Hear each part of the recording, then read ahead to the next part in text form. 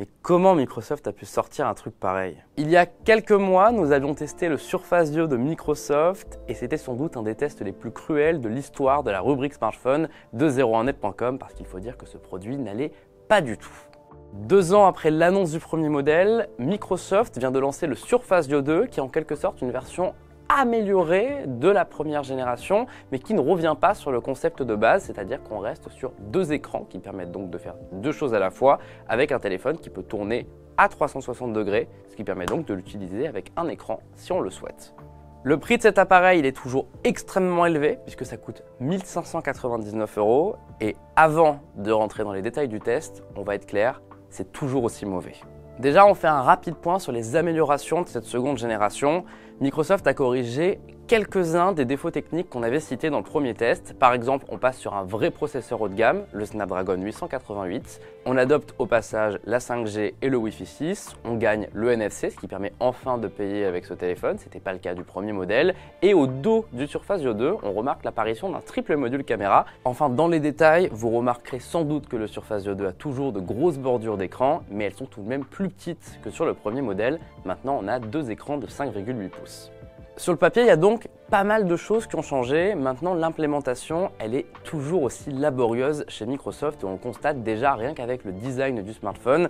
C'est toujours aussi salissant, glissant et pas pratique à tenir. Et surtout, ce triple module caméra, il n'est pas du tout à la bonne place parce que le produit n'est pas fait pour. Quand on déplie le Surface Duo 2, eh bien, on ne peut pas le faire entièrement parce que le module caméra bloque l'ouverture. C'est quand même très problématique, d'autant plus qu'on ne peut prendre des photos qu'avec les 2 écrans ouverts. Dès qu'on a un seul écran, l'appareil photo, il est caché. Le concept du Surface Duo 2, s'il est aussi séduisant que celui du premier Surface Duo, eh bien, il présente les mêmes problèmes. Par exemple, si les 2 écrans sont très pratiques pour faire 2 choses différentes, Microsoft promet aussi une utilisation tablette qui consiste à utiliser les 2 écrans pour la même chose. Eh bien, l'utilisation, ça ne sert franchement à rien parce qu'on a une bordure immense au milieu. Ça coupe les sous-titres en deux, ça bloque des lettres sur le clavier, ça rend certaines applications inutilisables. Par exemple, le bouton pause qui va être caché dans une application, c'est pas du tout pratique. Quand on passe en mode une main, le téléphone est tellement large que c'est pas vraiment facile à tenir. C'est vraiment hyper compliqué de taper un message sur le clavier. Et surtout, c'est le plus gros défaut du Surface Duo selon nous. C'était déjà le cas l'année dernière. Il n'y a pas d'écran de couverture comme sur le Galaxy Fold de Samsung par exemple. Résultat, quand il est fermé, on ne peut rien faire avec. On n'a pas l'heure, on n'a pas ses notifications. Si quelqu'un nous appelle, on ne le voit pas. Et au final, à chaque fois qu'on le déplie, on voit qu'on a raté des messages et des appels. C'est très problématique pour un téléphone. Ce qui est dommage, c'est que Microsoft est conscient de ce problème. La preuve, avec le Surface Duo 2, ils ont légèrement incurvé l'écran pour que l'heure et les notifications puissent apparaître quand l'appareil est fermé. La réalité, c'est qu'à part sur un certain angle très précis, on ne voit rien. Et surtout, la plupart du temps, on passe à côté de l'écran qui s'allume. Le pire dans tout ça, c'est que tout ce qu'on vous a dit, c'est limite pas important par rapport aux autres problèmes du Surface Duo 2, en l'occurrence les bugs. Sur le premier modèle, revoyez notre test si vous avez envie de rire un petit peu, on vous avait listé tous les bugs qu'on avait trouvés dans l'interface et ce qui nous a surpris, c'est que 2 ans après, Microsoft n'a rien résolu. Pire, il y a des nouveaux bugs qui sont apparus. Déjà au niveau de la réactivité, c'est bien beau d'avoir un processeur Snapdragon 888, mais parfois quand on touche une icône, il ne se passe rien quand on fait un geste pareil. Et même plus surprenant, parfois c'est une autre application qu'on n'a pas du tout demandé qui va s'ouvrir sans aucune raison. On ne sait pas du tout comment Microsoft a réussi à arriver à cette situation. Sur 01net.com, dans notre test écrit, on vous liste tous les bugs qu'on a trouvés sur ce Surface Duo 2, mais on note par exemple de gros problèmes avec des erreurs de traduction par exemple, les interfaces complètement buggées qui s'affichent sur 2 écrans alors qu'elles ne devraient être que sur un seul écran, les applications qui se désinstallent alors qu'on n'a rien demandé, l'appareil photo qui s'ouvre à l'envers, c'est-à-dire que vous prenez une photo mais vous la voyez dans le mauvais sens. Il n'y a pas grand-chose de cohérent sur ce Surface Duo 2. Il lui arrive parfois de bugger complètement et on est obligé de le redémarrer.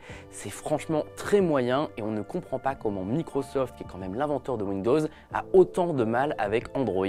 On peut espérer que le futur Android 12L fonctionne mieux sur les appareils à 2 écrans, mais pour l'instant, Microsoft seul, il n'y arrive pas.